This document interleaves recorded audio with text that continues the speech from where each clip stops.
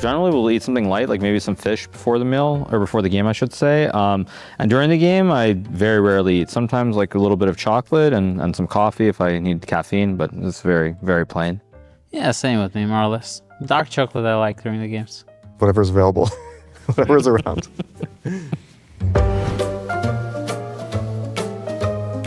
Yeah, I'll generally not try to hide things too much. I think it's very unpleasant to play against someone who's just blitzing, but sometimes just to put a bit of doubt in your opponent's mind can also be helpful. I rarely do that. I think that if you play very fast and confident, that puts more pressure on your opponent than you just being tricky. Although Anand did it a couple of times with me, so. Yeah, I would say generally I don't do it that much either, sometimes a couple of minutes, but it's much more annoying when your opponent is moving quickly because you feel like you're playing a computer, so I don't do it much. And then when you're like, he's playing quickly, and then you play a move and he starts to think, you're kind of, oh my God, I've played the wrong move. That is not the first line. Exactly. There is a huge advantage of blitzing moves. Like the pressure is immense.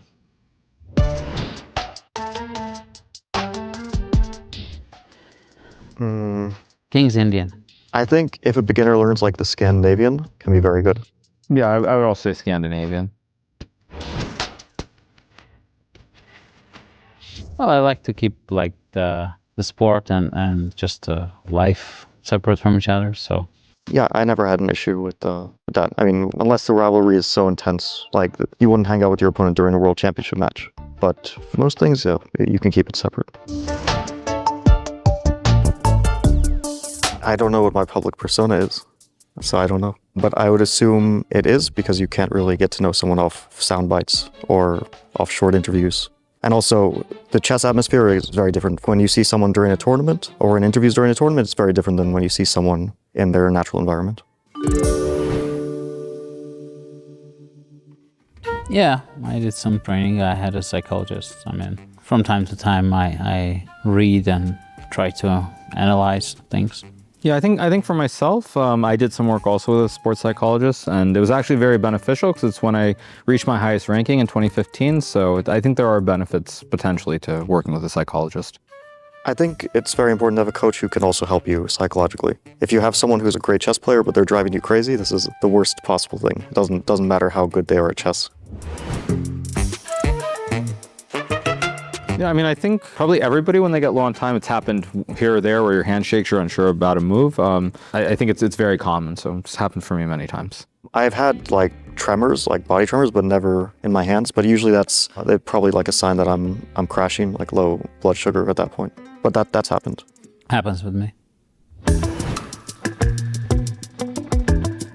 I keep them because I write the time that I spent. You know, it's kind of testimony for myself, how seriously I consider certain things. So it's important for me to analyze. There was a period when I was playing like in 2010, 2011, there was this guy Shiva in Chicago, I think you probably know him, and he wanted my score sheets. So I sometimes save the score sheets from those tournaments here or there, but now I just throw them away. There's no value.